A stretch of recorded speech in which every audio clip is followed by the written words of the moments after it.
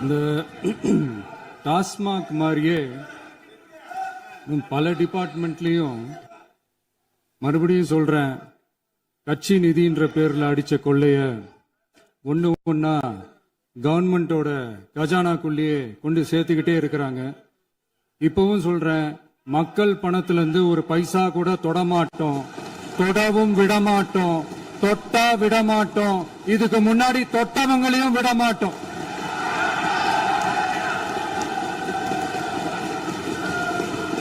ஒவ்வொரு ஊழலா வெளியில வரும் போலயே ஒவ்வொரு வேஷமா கலைஞ்சிரும் போலயே இங்க இருக்கிற நிறைய பேரு நடுங்கி போய் இதுல நம்ம மேல அவதூறு வேற. இப்ப புதுசா ஒரு வெப்பன் ஒண்ணு கொண்டு வந்திருக்காங்க. அது என்ன தெரியுமா? அவங்க தயவால தான் நம்ம ஆட்சி நடக்குதான். மக்கள் தயவால இந்த ஆட்சி நடந்துகிட்டு இருக்கு. மனசாட்சி உள்ள சக்திகளோட ஆதரவால இந்த ஆட்சி நடந்துகிட்டு இருக்கு. நாங்க தான் அனுப்பி வச்சோம் அப்படின்றாங்களே.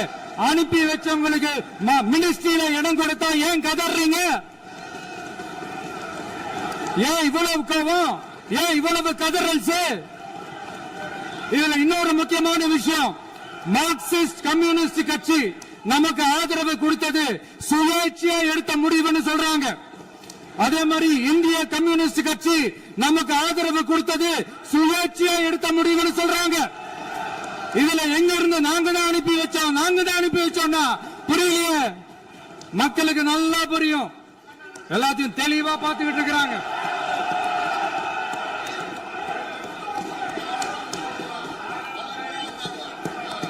முதலமைச்சர் கண்டினியூ பண்ணலாம். மாண்பு முதலமைச்சர்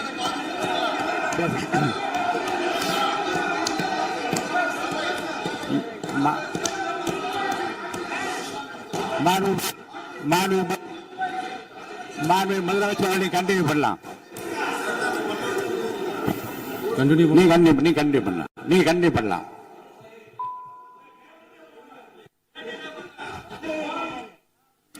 இந்த சமூக நீதி அரசுன்னு சொல்றவங்களை பார்த்து கேட்கிறேன், நம்ம பட்டியலின சகோதரர்களுக்கு எத்தனை அமைச்சர் பதவி கொடுத்தீங்கன்னு கொஞ்சம் சொல்ல முடியுமா? ஆனா நம்மளுடைய அரசுல 8 அமைச்சர் பதவிகள் யாருக்கு? நம்ம பட்டியலின சகோதரர்களுக்கு. எல்லாம் நம்ம அண்ணன், நம்ம தம்பி, நம்ம தங்கச்சிங்க. அண்ணல் அம்பேத்கர் அவர்களுடைய கிட்டத்தட்ட 100 ஆண்டு கால கனவு இப்ப நிறைவேறி இருக்கு. நான் ஏன் கொஞ்சம் சவுண்டா பேசுறேன் அப்படின்னா அவங்களுக்கு கேட்கணும்ன்றதுக்காக தப்பா எடுத்துக்காது. அதே மாதிரி பெண்களோட பாதுகாவலர் நாங்க தான் அப்படின்னு சொல்லிக்கிறவங்களை கேட்கிறேன், எத்தனை பெண்களுக்கு அமைச்சர் பதவியில இடம் கொடுத்தீங்க கொஞ்சம் சொல்ல முடியுமா? எங்க அரசுல 4 சகோதரிகளுக்கு அமைச்சர் பதவி கொடுத்திருக்கிறோம்.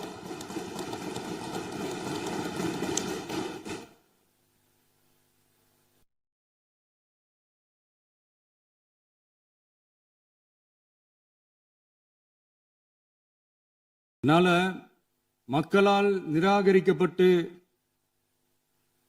மக்களால் அகற்றப்பட்டவங்களுக்கு ஒண்ணு சொல்லிக்கிறோம், தப்பே செய்ய மாட்டோம், ஊழலே செய்ய மாட்டோம், நேர்மையா தான் இருப்போம், நியாயமா தான் இருப்போம் அப்படின்னு சொல்றவங்களால மட்டும்தான் கூட்டணி ஆட்சி அமைக்க முன்வரும். ஆட்சியிலையும் பங்கு, அதிகாரத்திலையும் பங்கு கொடுக்க முன்வரும். ஊழல்லையே ஊறி போனவங்களால இந்த கூட்டணி ஆட்சியோ ஆட்சியிலையும் பங்கு அதிகாரத்திலையும் பங்கு கொடுக்க முன்வராது. மெஜாரிட்டி இருந்தாலும் தரமாட்டாங்க, மெஜாரிட்டி இல்லைனாலும் தரமாட்டாங்க. கேட்டா ரெடிமேடா ஒரு பதில் ஒண்ணு வச்சிருப்பாங்க, கூட்டணி ஆட்சியை மக்கள் விரும்ப மாட்டாங்கன்னு. அதே மக்கள் தான் இப்ப அவங்கள பார்த்து சிரிக்கிறாங்க. நான் பதவி ஏத்த அன்னைக்கு கொஞ்சம் டைம் அவகாசம் கேட்டேன். எதுக்கு கேட்டேன்? நிதி நிலைமை எல்லாம் கொஞ்சம் மோசமா இருக்குது, அதெல்லாம் கொஞ்சம் சரி செஞ்சுக்கிட்டு படிப்படியா கொஞ்சம் கொஞ்சமா நான் கொடுத்த வாக்குறுதிகள்லாம் செயல்படுத்துவேன், அதுக்காக கொஞ்சம் டைம் அவகாசம் கேட்டேன். நான் ஏதோ வேற எதுக்காகவோ வேற யாருக்காகவோ ஏதோ அவகாசம் கேட்ட மாதிரி. அடுத்து இங்க சபையில இல்லாதவங்களை பத்தி பேச வேண்டாம்னு நினைக்கிறேன்.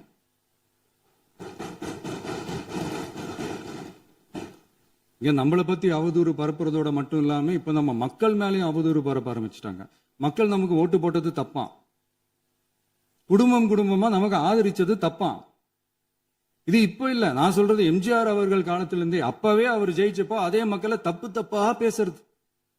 மக்கள் என்ன பண்ணிட்டாங்க, எம்ஜிஆர் என்ன பண்ணிட்டாரு, எம்ஜிஆர் என்ன இது பண்ணிட்டாரு. 50 வருஷமா ஒரே டெக்னிக்கா.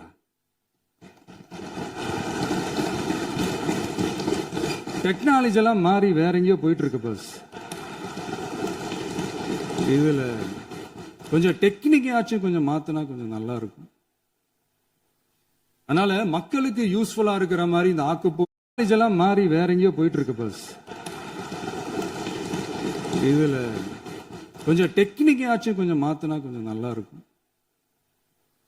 அதனால மக்களுக்கு யூஸ்ஃபுல்லா இருக்கிற மாதிரி இந்த ஆக்கப்பூர்வமான கருத்துக்களோ ஆக்கப்பூர்வமான யோசனைகளோ இருந்தா சொல்லுங்க, அதை நாங்க டெஃபரெண்டா எடுத்துக்கிறோம். ஆனா அதை விட்டுட்டு இந்த நக்கல் நையாண்டி சம்பந்தம் இல்லாத பேச்சு இதெல்லாம் பேசிட்டு அப்புறம் முதல்வர் பதில் சொல்லல, முதல்வருக்கு பதில் சொல்ல தெரியல அப்படின்னா அப்புறம் என்ன சோஃபா மாடல் ஆட்சியா?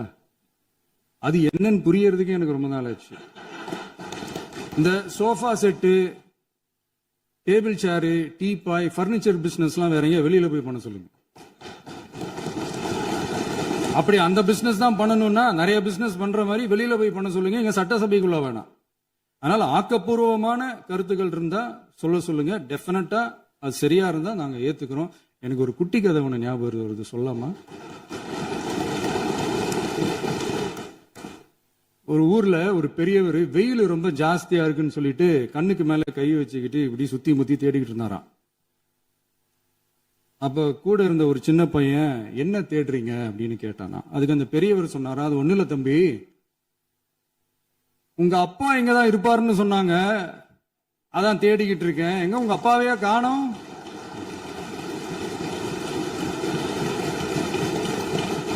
இல்ல அந்த எங்களுக்கும் நக்கலா நையாண்டியா சம்பந்தம் இல்லாத குட்டி கதை இதெல்லாம் எங்களுக்கும் பேச தெரியும். அந்த கதையில பெரியவர் அப்படி சொன்னாராம், தப்பா எடுத்துக்காதீங்க. அந்த கதையில பெரியவர் அப்படி கேட்டாராம். அதனால யாரும் இங்க டென்ஷன் ஆக வேணாம். அதனால இன்னொரு இந்த என்னுடைய உரையை முடிக்கிறதுக்கு முன்னாடி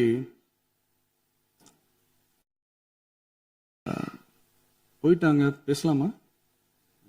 உங்க கருத்துக்களை நீங்க முழுமையாக மன நிறைவோடு பேசலாம். டிவியில பார்க்கலாம். சரி, அதான் 5 நிமிஷம் பேசுனதுக்கே கொலத்தூரி இந்த ஆட்டம் அடிச்சு பேசுனா அப்புறம் என்ன பண்றது? கடைசியா நான் இந்த உரையை முடிக்கிறதுக்கு முன்னாடி ஒரு முக்கியமான ஒரு விஷயம் பத்தி சொல்லணும். ஆளுநர் உரை அன்னைக்கு இந்த தமிழ் தாய் வாழ்த்துக்கு அப்புறம் தேசிய கீதம் பாடினது தப்பு, தேசிய கீதம் 2 முறை பாடினது தப்பு. அப்படி ஒரு நிகழ்வு இதுக்கு முன்னாடி இந்த சட்டசபையில நடந்ததே கிடையாது. அந்த மரபையே மாத்திட்டீங்க. இப்படி ஒரு பெரிய ஒரு போர் மாதிரி எதிர்கட்சியை சார்ந்தவங்க எல்லாம் சொன்னாங்க இல்லையா? அந்த மாநில உரிமை போராளிகளை, அந்த மரபு காக்கிற உரிமை போராளிகளை ஒரே ஒரு கேள்விதான் கேட்கணும். 2021 ஆகஸ்ட் 2 ஞாபகம் இருக்கா? Centenary celebration of Tamil Nadu legislature. அந்த ஃபங்க்ஷன்ல நம்ம முன்னாள் முதலமைச்சர் கருணாநிதி அவர்களோட சாரி கலைஞர் அவர்களுடைய கலைஞர் அவர்களுடைய புகைப்படத்தை மாண்புமிகு குடியரசுத் தலைவர் திறந்து வைக்கிற ஒரு ஃபங்க்ஷன். அந்த ஃபங்க்ஷன்ல national anthem followed by Tamil Thai Vazhthu அப்படின்னு அறிவிச்சது ஞாபகம் இருக்கா? அதாவது தேசிய கீதத்துக்கு அப்புறமா 2வது முறையா, நோட் திஸ் பாயிண்ட் மாண்புமிகு பேரவைத் தலைவர் அவர்களே, பிளீஸ் நோட் திஸ் பாயிண்ட். தேசிய கீதத்துக்கு அப்புறம் 2வது முறையாக தமிழ் தாய் வாழ்த்து பாடப்படும் அப்படின்னு சொன்னது ஞாபகம் இருக்கா? அதுவும் முத்தமிழ் அறிஞர் அப்படின்னு சொல்ற நம்ம கலைஞர் அவர்களுடைய அந்த புகைப்படம் வெளியிட்டு விழாவில் அவர் இருந்த இதே சபையில தமிழ 2வது இடத்துக்கு தள்ளினது யாருன்னு ஞாபகம் இருக்கா? அது மட்டும் இல்ல, அந்த தேசிய கீதத்தை நாட்டுப்பண் நேஷனல் ஆந்தம்னு சொல்லி அதே ஃபங்க்ஷன்ல கடைசியா ஃபங்க்ஷன் முடியும் போது செகண்ட் டைம் தேசிய கீதம் பாடினதும் ஞாபகம் இருக்கா? இதே அவையில் தான், அது அவை குறிப்பிலும் இருக்கிறது, இதே அவையில் தான் நடைபெற்றது. இந்த தக்க நேரத்தில் இந்த ஆதாரங்களை அளித்த மாண்பு முதல் அவர்களுக்கு நன்றியை தெரிவித்துக் கொள்கிறேன். ஏதாவது டவுட் இருந்தா இந்த புக்கை பார்த்து தெரிஞ்சுக்கலாம். அதனால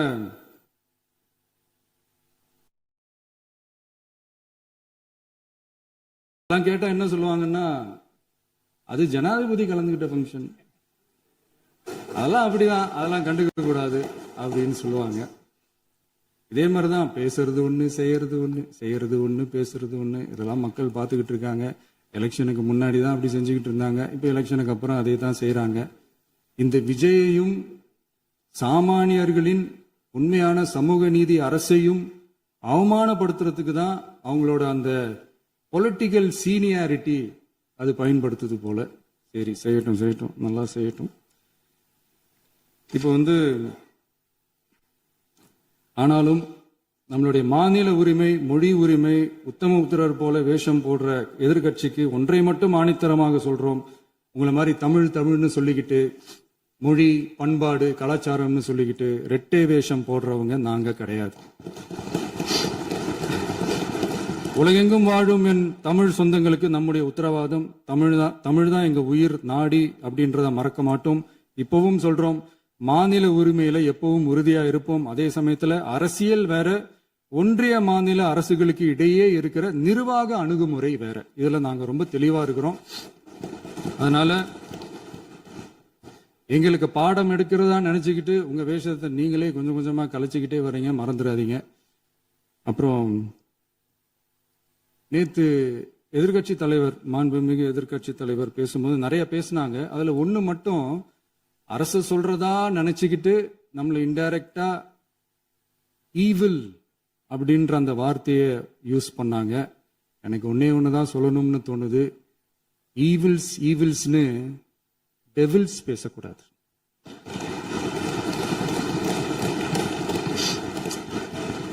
அவங்க இருந்திருந்தா ஒரு ஆக்ஷன் பண்ணணும்னு எனக்கு தோணுச்சு.